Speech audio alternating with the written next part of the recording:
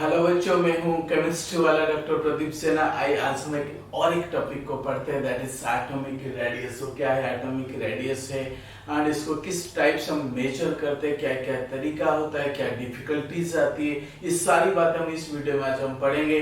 और इस चैनल को लाइक और सब्सक्राइब और शेयर करना नहीं भूलना है। और ये जो चैप्टर है एटॉमिक रेडियस जो है, एक ने जो टॉपिक है, ये पीरियडिक क्लासिफिकेशन जो क्लास 11th की थर्ड चैप्टर आता है उसी के अंडर में आता है। आइए हम स्टार्ट करते हैं, लेट्स स्टार्ट। सो बच्चे देखो, एटॉमिक रेडियस का मतलब है कि एक एटम का रेडियस। देखो यहाँ पर अगर न्यूक्लियस हुआ है, ये हो गया एक वैलेंसी इलेक्ट्रॉन। क्लियर, ये हो गया वैलेंसी इलेक्ट्रॉन। सो न्यूक्लियस से वैलेंसी इलेक्ट्रॉन तक जो डिस्टेंस है बच्चे, देखो यूज द डिस्टेंस। ये देखो न्यूक्लियस है, ये जो डिस्टेंस आप देख रहे हो, ये न्यूक्लियस है, ये वैलेंस इलेक्ट्रॉन है, और जो डिस्टेंस को हम कहते हैं कि एटॉमिक रेडियस। क्लियर। सो हम इसको डिफाइन इस टाइप से कर सकते हैं, it is the average distance, it is the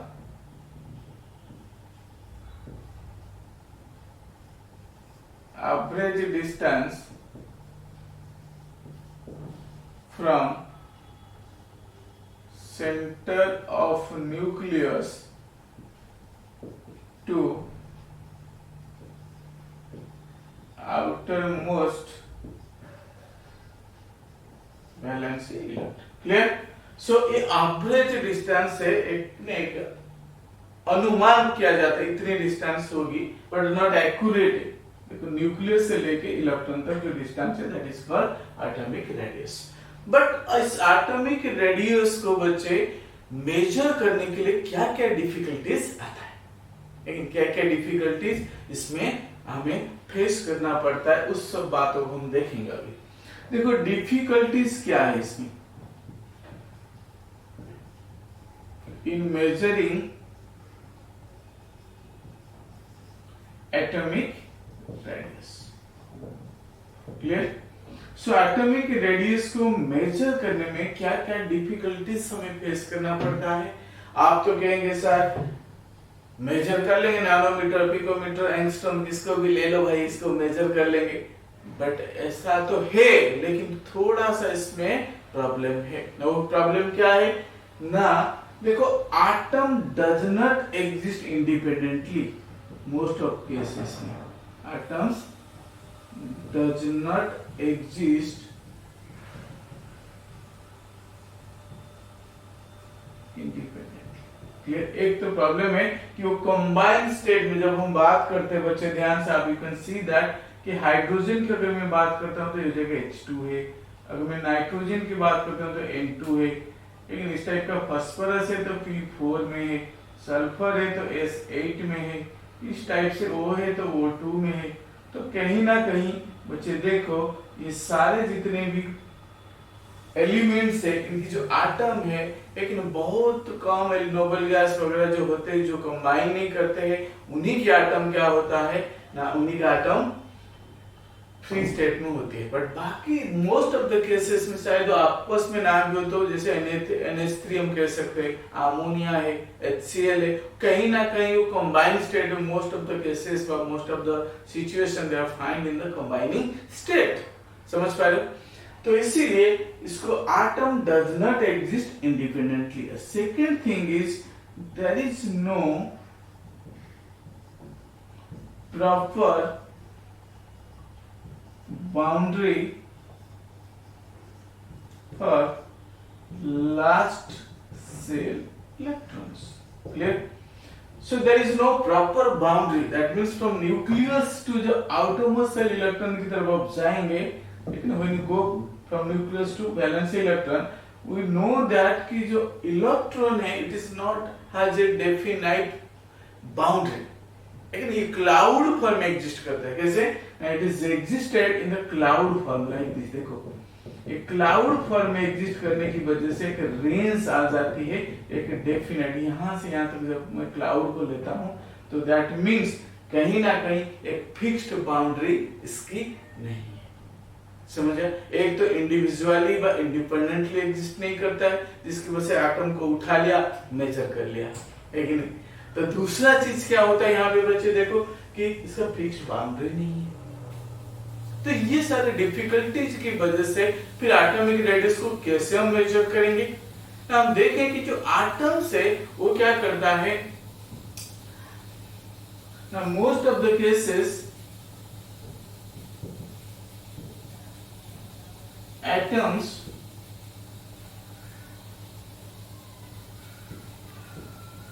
combined to form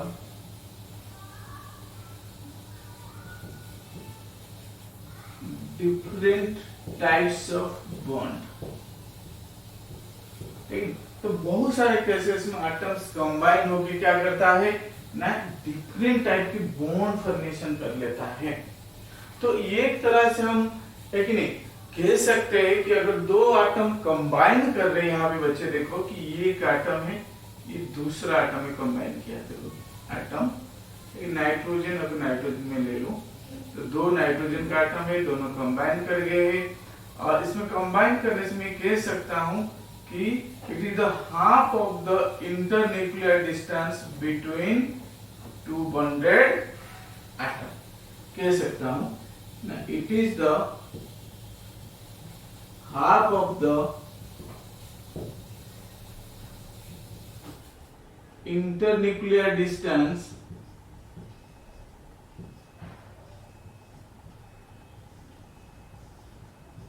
between two bonded atoms, between two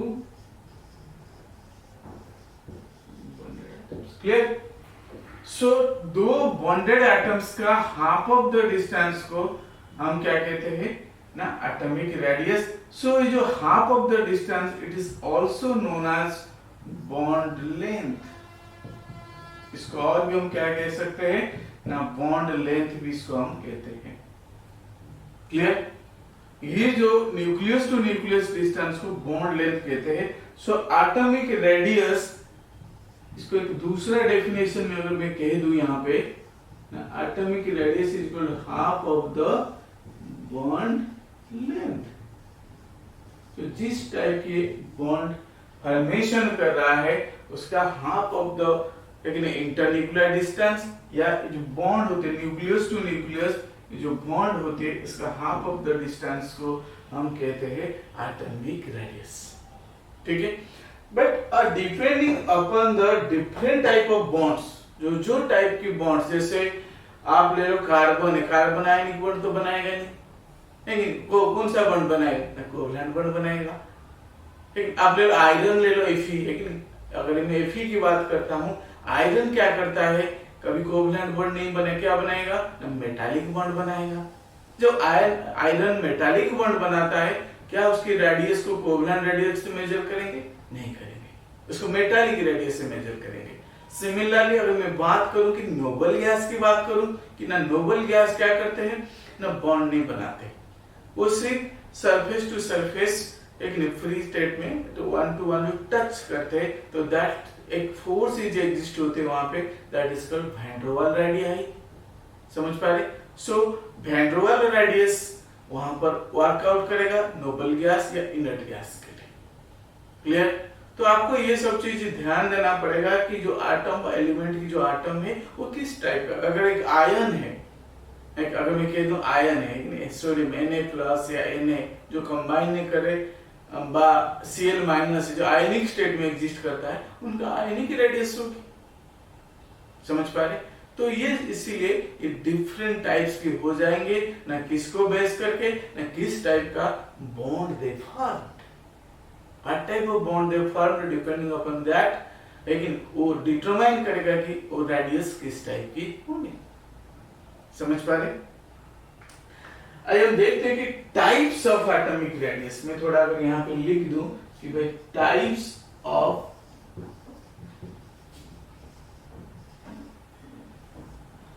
basically you can say that कि 4 types, कितने टाइप्स की? 4 types. Covalent radius,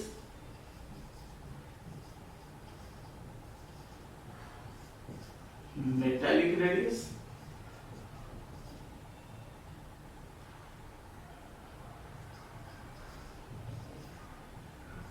van der Waals radius,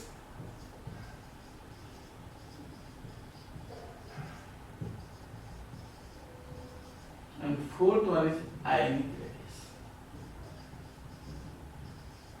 Fourth one is ionic radius. देखो भूलना नहीं है, एक हो गया कोवलेंट रेडियस है, एक हो गया मेटालिक रेडियस है, एक हो गया वैन डर वाल्स रेडियस है, एक हो गया आयनिक रेडियस है। Clear? So there are four different type of atomic radius है, तो इसको भूलना नहीं। लेकिन तो इसको अगर शॉर्ट में याद रखो, मैं कह दूं CMVI, CMVI, C मतलब कोवलेंट, M मतलब मेटालिक, V मतलब वैन डर वाल्स, I मतलब आयनिक रेडियस। लेकिन तो इट इज वेरी इंटरेस्टिंग जब आप केमिस्ट्री को थोड़ा सा लेकिन दिल से पढ़ते हो कि नहीं, दिमाग से नहीं, दिल से पढ़ते हो, थोड़ा दिल लगा के कि नहीं, तो क्या होता है, मुश्किल नहीं होती। क्या होता है, मुश्किल नहीं होती।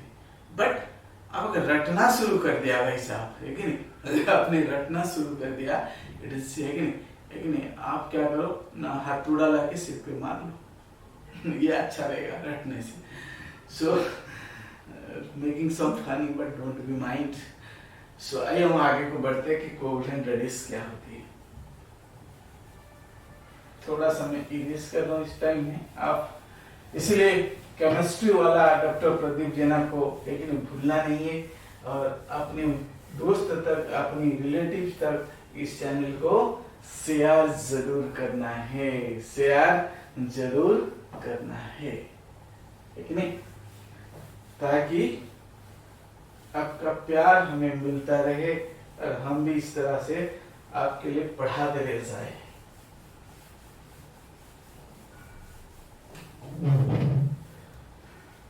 इसको मैं इरेज नहीं करूंगा, ये बेसिक कंसेप्ट है, डायग्राम है, एटॉमिक रेडियस है।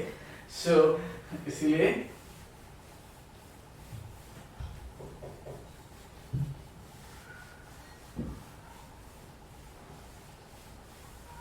it's clear. So now we come to the point कि कोवलेंट रेडियस, लेकिन फास्ट टाइप है कोवलेंट रेडियस। अच्छा देखो, जब हम कोवलेंट रेडियस की बात करते हैं, इससे पहले मैं बता चुका हूं कि जो एलिमेंट कोवलेंट बॉन्ड बना पाएंगे उन्हीं का ही कोवलेंट रेडियस मेजर किया जाएगा। वेरी क्लियर है कि नहीं? उससे पहले हमें ये पता होना चाहिए व्हाट इज कोवलेंट बॉन्ड। मैं शॉर्टकट में बताऊंगा क्योंकि केमिकल बॉन्डिंग का टॉपिक है, बॉन्डिंग जितने भी बॉन्ड है, बट थोड़े थोड़े हम बता के फिर इसके एटॉमिक रेडियस को ऊपर जाएंगे। ना it is the equal sharing of electrons by two combining. एक बच्चे को मैंने पूछा है, भाई बताइए भाई जब इलेक्ट्रॉन तो शेयर हो गया लेकिन बॉन्ड कहां से बना? क्या इलेक्ट्रॉन शेयर करने से बॉन्ड बन जाता है? देखो काफी बच्चे इसका आंसर नहीं दे पाते हैं। ये है हाइड्रोजन एटम है, इसका न्यूक्लियस है। दूसरा हाइड्रोजन एटम है, सिंपली एटम लिया हाइड्रोजन है ताकि आपको समझ आ जाए। और दोनों का इलेक्ट्रॉन बच्चे देखो यहाँ पे क्या करते हैं, शेयरिंग हो रहा है। दोनों के इलेक्ट्रॉन यहाँ पे शेयर हो रहा है।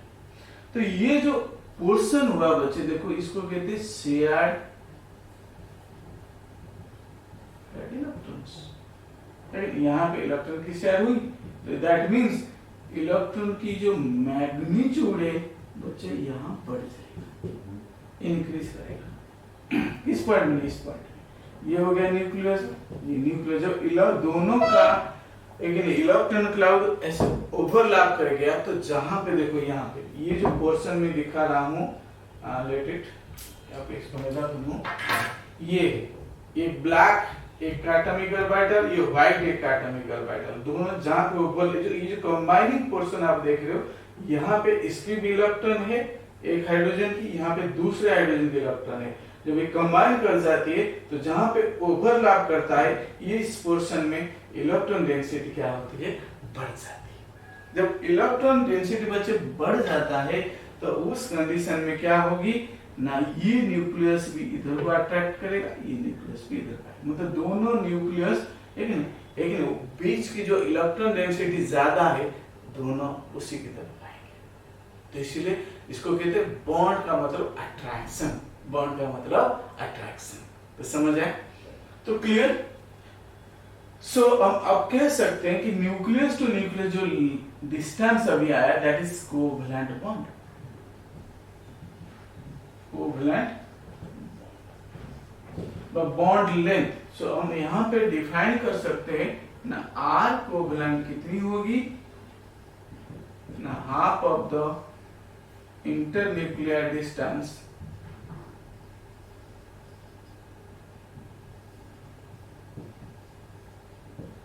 between two covalently bonded similar atoms। Different नहीं ले सकते भाई, और एक हाइड्रोजन ले लिया, एक क्लोरीन ले लिया, एक हाइड्रोजन तो बच्चा दिखाई देगा क्लोरीन के सामने कि नहीं, ये हाइड्रोजन है, क्लोरीन है। यहाँ पे बॉन्ड लेंथ कैसे करेंगे यहाँ पे, ये तो एक तो बहुत बड़ा हो जाएगा, एक छोटा, सेम एटम्स है कि नहीं, सिमिलर एटम्स को जब कंबाइन करते हैं तो intermediate distance half of the nuclear distance या half of the bond length को ही हम क्या कहेंगे ना, लेकिन जब कोवैलेंटली बॉन्डेड होंगे तो लेकिन कोवैलेंट रेडियस बा R covalent is equal to half of the लेकिन कोवैलेंट बॉन्ड लेंथ।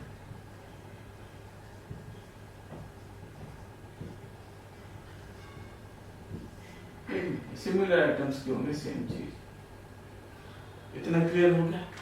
लेकिन कोई ज्यादा मुश्किल नहीं है, जो एलिमेंट्स कोवैलेंट बॉन्ड बनाते हैं उन्हीं का ही कोवैलेंट रेडियस को मेजर करते हैं। क्लियर? नेक्स्ट वीडियो में आप जो 3 बच रहे थोड़ा सा बड़ा हो रहे हैं, तो इसलिए मैं चाह रहा हूँ कि आप नेक्स्ट वीडियो में हम 3 जो बच रहे हैं, लेकिन आयनिक भी है, वैंड्रोवाल भी है, मेटालिक है, क्योंकि उनको बॉन्ड के बारे में थोड़ा थोड़ा बतानी पड़ेगी, तो इसलिए वीडियो थोड़ा लेंदी हो जाती है। तो बच्चे क्या करते हैं, थोड़ा सा देख लिया कि डिस्ट्रैक्शन आ जाता है, फोकस नहीं हो पाता है।